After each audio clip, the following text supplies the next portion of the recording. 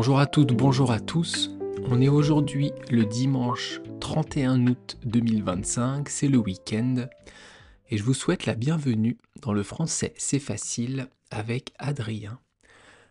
Aujourd'hui, on va parler de mes souvenirs, ou plutôt, je vais parler de mes souvenirs de collège, et plus précisément, de mes souvenirs de la première année de collège, donc quand j'avais 11 ans. Hier, j'ai fini avec mes souvenirs d'école primaire, donc quand j'étais en CM2 et que j'avais 10 ans. À 11 ans, on arrive dans une nouvelle école et on est le plus petit de l'école, le plus petit du collège, puisque les plus petits ont 11 ans et les plus grands 14 ans. À 11 ans, je n'étais déjà pas très grand, mais du coup, j'étais parmi les plus petits dès première année. Alors qu'en CM2, l'année d'avant, j'étais parmi les plus âgés. Donc ça fait un gros changement. Un autre gros changement du collège par rapport à l'école primaire, c'est que au collège, on se déplace à chaque cours. Par exemple, si le matin, vous avez mathématiques de 9 heures à 10 heures, eh bien, pour le cours d'après, par exemple anglais, de 10 heures à 11 heures, il faut changer de salle. Et on change de professeur aussi. Alors qu'en primaire, on reste dans la même salle toute la journée et on a un seul professeur. Donc ce sont de gros changements. Il y a aussi le fait de devoir se faire de nouveaux amis. Généralement, on arrive dans une nouvelle école, donc le collège. On peut connaître quelques personnes de notre ancienne école avec qui on était à l'école, mais souvent, il y a beaucoup de personnes qu'on ne connaît pas. Moi, je suis arrivé dans un collège où je ne connaissais quasiment personne, et donc j'ai dû me faire des amis rapidement. Alors ça va, je discute facilement, il n'y a aucun problème pour ça pour moi, je vais y arriver, pour me faire des amis n'importe où. Donc avec ça, j'ai pas eu de soucis. Moi, j'ai eu plus de soucis avec le fait de devoir changer de salle à chaque fois, d'avoir un nouveau prof à chaque fois, et de devoir commencer à travailler. D'ailleurs, je n'ai pas commencé à travailler en 6e.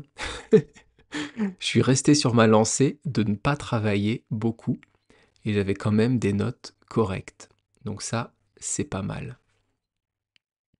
En 6e aussi, il y a beaucoup plus de monde qui mange à la cantine, en 6e et au collège en général. Et moi, je vais vous raconter comment ça fonctionnait quand j'étais au collège. Pour la cantine. La cantine, je vous rappelle, c'est l'endroit où on va manger le midi, soit en étant à l'école, et il y a aussi des cantines pour les bureaux, donc en gros c'est la salle où on va manger le midi. Et dans mon collège, afin de pouvoir organiser la cantine, organiser l'arrivée des élèves, eh bien, on y allait par classe. Donc par exemple, à midi, la cloche sonnait, on sort dans la cour de récréation, on va s'amuser, et il y avait une dame qui hurlait les noms, pas les noms, mais les classes avec leurs lettres. Par exemple, moi, j'étais en 6e H, H comme la lettre de l'alphabet. Eh bien, la dame, c'était son travail, elle était devant la porte de la cantine, et elle hurlait « 6e H !» Et là, il fallait aller rapidement pour passer la cantine pour aller manger. Après, elle appelait les 4e B, les 5e A, etc., etc. C'était son travail. Elle hurlait le nom des classes. C'est un peu spécial comme travail, mais c'est marrant. Qu'est-ce que je vais vous raconter d'autre de ma 6e ? Ah oui, il y a un élément marquant en 6e pour moi, c'est le conseil d'un professeur de français. Quand j'étais en primaire, je n'aimais pas lire de livres. J'aimais bien lire les bandes dessinées, pardon, j'aimais bien lire les mangas, ça j'adorais et j'adore toujours, mais je n'aimais pas lire les vrais livres, les livres où il n'y avait pas d'images. Et mon professeur de français de l'époque, dont j'ai oublié le nom, désolé, eh bien il m'a conseillé un livre qui est un livre de science-fiction. J'avais 11 ans, j'ai lu ce livre en une semaine ou 10 jours, donc j'ai lu beaucoup alors que je n'aimais pas lire, et c'est la découverte de ce livre qui m'a fait aimer la lecture. C'est grâce à ce prof de français que maintenant j'aime lire, que j'ai beaucoup lu.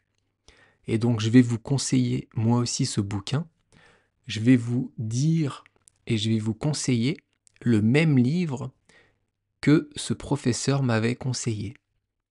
C'est un livre qui a été écrit par René Barjavel et qui s'appelle La Nuit des temps.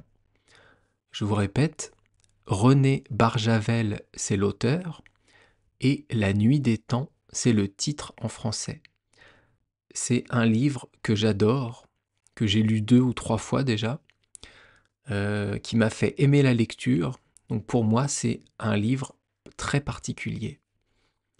Demain, je vous parlerai de mes souvenirs de 5e, donc la 2e année de primaire. Alors, évidemment, j'ai plein d'autres souvenirs, mais il ne faut pas que je fasse trop long pour le podcast, pour pas que ce soit trop fatigant pour vous à écouter. Donc j'essaie de faire quelque chose d'assez intéressant et pas trop long. J'espère que mes souvenirs vous intéressent. Le but, c'est vraiment d'écouter du français par quelqu'un qui est né en France. Mais si ça ne vous intéresse pas, vous pouvez me le dire et on passera à autre chose.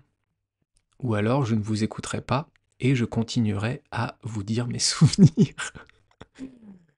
Allez, tout de suite, on va passer à l'astuce du jour de français. Aujourd'hui, on va parler, un peu comme hier, des homonymes, mais cette fois-ci, qui n'ont pas de rapport avec la grammaire. Hier, on a parlé d'homonymes, donc de mots qui se prononcent de la même manière, mais qui ne s'écrivent pas de la même manière. On a vu hier ou et ou accent grave. On a vu son et son, S-O-N-T et S-O-N. Ça, ce sont des homonymes qui ont un rapport avec la grammaire. Aujourd'hui, on va prendre des homonymes, mais qui sont des noms communs, qui n'ont pas de rapport avec la grammaire, mais qui sont des mots de vocabulaire. J'en ai listé quelques-uns, évidemment, il y en a des centaines, mais j'en ai pris quelques-uns pour bien que vous compreniez que ça se prononce de la même manière, mais ça ne s'écrit pas de la même manière, et donc le sens n'est pas le même. On va commencer avec le mot chant. Un chant, c'est quoi? Un chant, C-H-A-N-T, eh bien, c'est le fait de chanter. Quand vous chantez une chanson, ça s'appelle un chant. Par exemple, je me baladais sur l'avenue, le cœur ouvert à l'inconnu, j'avais envie de dire bonjour à n'importe qui. Ça, c'est une chanson, c'est un chant. Mais un chant, quand on l'écrit C-H-A-M-P, eh bien c'est autre chose. Un champ, comme je viens de vous le dire, c'est une étendue végétale, c'est une plaine en fait, où vous allez cultiver une céréale, cultiver un légume. On a des champs de blé, des champs de maïs, des champs de soja, des champs d'orge, etc., etc. Donc le mot champ se prononce d'un côté et de l'autre de la même manière, mais ne s'écrit pas pareil. Ce sont des homonymes. Ensuite, on va avoir le mot lait. Le lait, L-A-I-T, c'est quoi? Eh bien, c'est le produit que produit, oui, c'est ça. C'est la nourriture, c'est l'ingrédient que produit la vache, ou la chèvre d'ailleurs. C'est ce qui est blanc et qu'on va pouvoir boire. On peut boire du lait. On peut mettre du lait dans le café et ça fait un café au lait.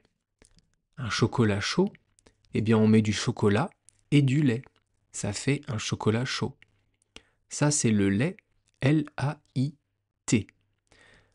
Et si vous voyez dans un livre écrit lait, L-A-I-D, eh bien ça ne veut pas du tout dire la même chose.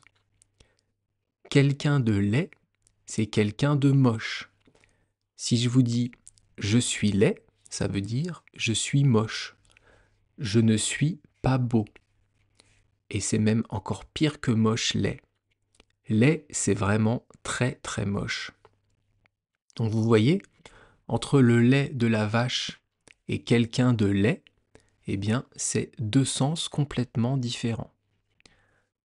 On va parler d'un autre homonyme où cette fois on a trois façons de l'écrire différents.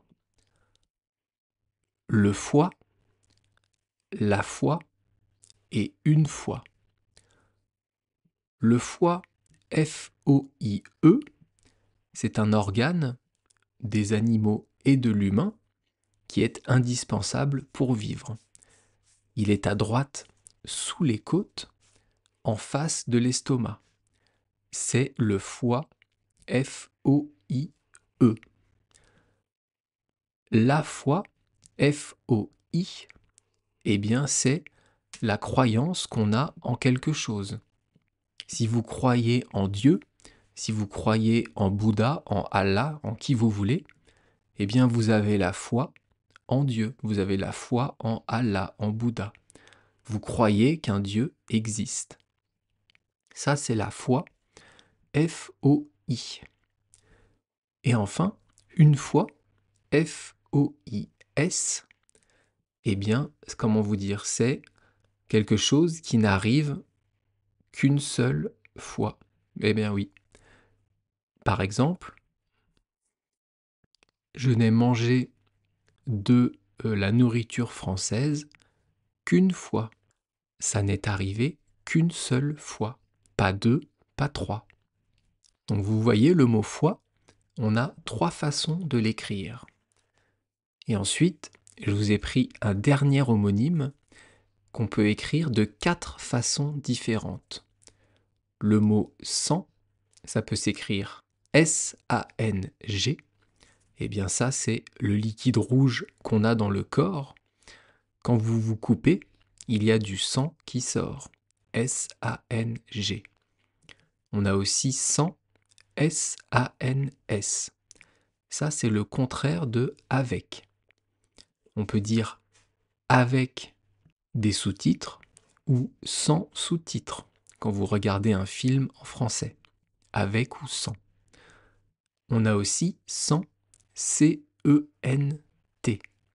Ça, c'est le chiffre 100. 80, 90, 100. Pardon, c'est pas S-E-N-T, c'est C-E-N-T. Excusez-moi, je me suis trompé. Donc 100, 80, 90, 100, c'est C-E-N-T. Et enfin, on a 100, S-E-N-T, qui est le verbe sentir conjugué au présent à la troisième personne. Il sent une bonne odeur.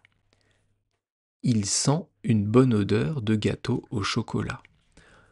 Donc vous voyez, le même mot, plutôt le même son, peut avoir plein de sens différents en français, comme dans beaucoup de langues évidemment, mais c'était important pour moi de vous parler de ça. Et tout de suite, on va passer à l'expression du jour, avoir le cuir épais. Avoir verbe ou auxiliaire, on l'a déjà vu plein de fois. Je vais donc vous le conjuguer au présent comme d'habitude, futur et futur antérieur. Avoir au présent, ça donne j'ai, tu as, il a, nous avons, vous avez et ils ont.